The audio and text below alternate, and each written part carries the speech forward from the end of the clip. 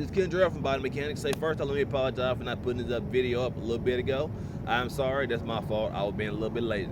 All right, anyway, first up, okay, everything about this is just seated arm exercises, biceps and triceps, okay, and everything's gonna be in a seated form. You do this at home or at the gym or anywhere you need to go to do that, okay? First things first though, when you get ready to curl, okay, most curls when you come up, you make sure that you curl with the outside of your hand, your pinky side. So when you get ready to curl the weight, make sure the pinky side is what's doing most of the curling, okay? First off, okay, it's called dumbbell rollovers, okay? Now, how we call rollovers is you're gonna start with your palms facing towards the ground or by your side, and when you curl up, you're gonna have your palms facing up towards you, okay? That means the outside of your hand is still what's doing all the lifting, okay? So start this way, curl all the way over, all the way up, okay? Do both arms the same way, okay? That's the first exercise, okay? The second exercise is isolated dumbbell rollovers, okay? Now, you can put this elbow, the elbow right there, you can put it right inside that thigh, okay? That's what's gonna keep that arm whole, so it can't move anyway.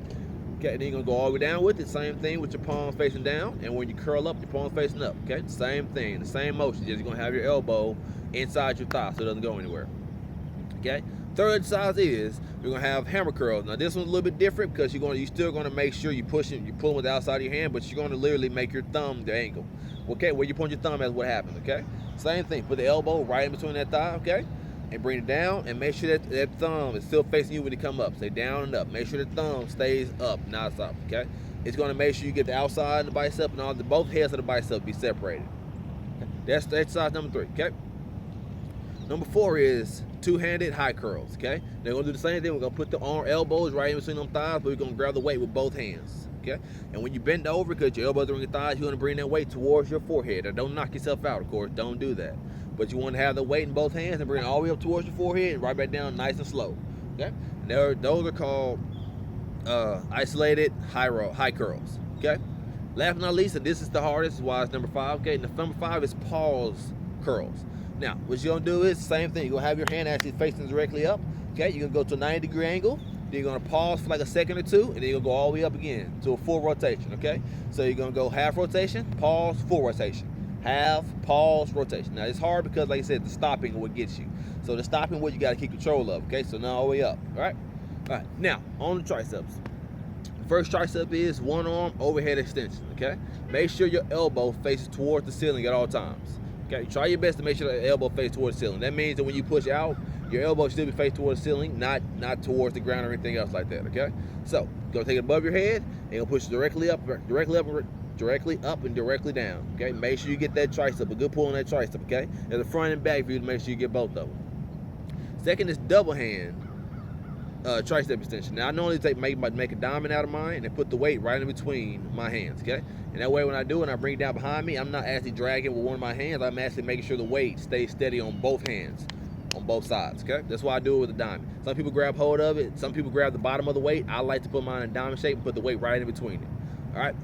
Number 2, that's number 2. All right, number 3 is, all right, kickbacks. Okay, the whole object of kickbacks is to literally make sure that thumb keeps the motion. Okay, when you bring it back, that thumb should still be facing towards the ground. Okay, so put that elbow nice and tight, just enough room to put your hand between you and your body, your arm and your body. You should be able to feel it. Okay, but you still make your arms tucked tight. You shouldn't be able to slide your hand in and out like that. Okay, you tuck it nice and tight in, and then you drag out and drag back over. Now make sure you bend over to get the full kickback motion. Okay. And that's what you're looking for, the full kickback motion. But make sure when you get back, your thumb's pointing towards the ground, all right?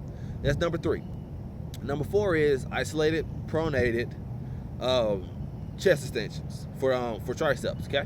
What you're gonna do is you're gonna take your other opposite hand. So if you're working with your right hand, take your left hand, you're gonna put it right on your other bicep, okay? And keep a hold of it. That right there is gonna keep you steady and sturdy so you don't start falling back and forth when you do it, okay? And when you get ready to curl up, push against it and make sure the other hand goes up. Okay, same thing. Whenever you do it, both sides. Same, you do it opposite way. Make sure your right hand's on your left bicep. Push your left bicep back and push your right arm forward, your left arm forward to make sure you get that full extension when you do it. Can you see it? Can you see? That's how you do it, okay? So we do it that way. And last but not least is isolated skull crushers. Now, skull crushers, because it's meant to go down by your head. So when you're doing skull crush, you bring it down towards your head. You want to do the one arm towards your head. Now, I normally do the same thing. I don't keep my hand and brace myself on it. Okay, that way when I come down, I can still push against it to keep myself nice and sturdy when I come back up. All right, those right there, my top 5, be pretty much for beginners on triceps. They're like pretty much what you can do with any kind of dumbbells, all the rest of that.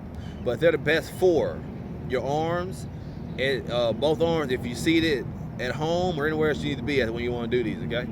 Now, make sure you keep a correct number of them, okay? Because they will tear your arms to pieces. So make sure you make it work both sides, okay? Because when one shortens up, the other one lengthens. So make sure you work both sides of your arms at all times. All right.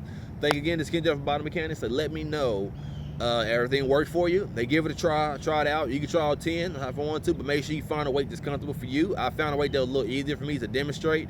Make sure you find a weight that's comfortable for you. Okay. Thanks so much. I'm out. That's fun.